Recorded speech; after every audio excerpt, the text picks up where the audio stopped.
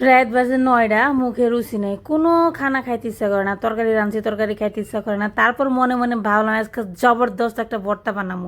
তো ভর্তা যেহেতু বানাবো, আপনি ওগুলোকে শেয়ার না করলে কি চলে। তো প্রথমে মুসুরির ডাল নেবেন, ডালটাকে সুন্দর করে ধুয়ে নেবেন। তারপর একটা আলু কেটে সিদ্ধ বয়ে দেবেন লবণ দিয়ে। সিদ্ধ হয়ে গেলে এখানে কাঁচামরিচ না, সরি, শুকনো মরিচ সুন্দর করে টেলে নেবেন, লবণ দিয়ে হাত দিয়ে কষলে একদম জুরজুর করে নেবেন। তারপর দেবেন সরিষার তেল।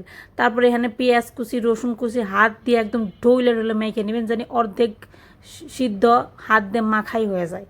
তারপরে কি করবেন, এখানে হয়েছে আলু আর যে ডালটা সিদ্ধ করে রাখছিলাম ওটা সুন্দর করে কষলে কষলে মেখে নেবেন, সুন্দর করে মনের মাধুরী মিশিয়ে দিবেন অবশ্যই, সাথে মুখের রুচিটাও মিশিয়ে দিবেন। তারপর দিবেন কাঁচা সরিষার তেল। উফ, আজকে ভর্তাটা যা হয়েছিল গো আফারা, একবার হলে এই ভর্তাটা খেয়ে দেখবেন। যদি একবার খান আনেরা, তাহলে দেখবেন যে প্রতিদিন রাত হইলে আপনাকে এই ভর্তার কথা অবশ্যই মনে করব।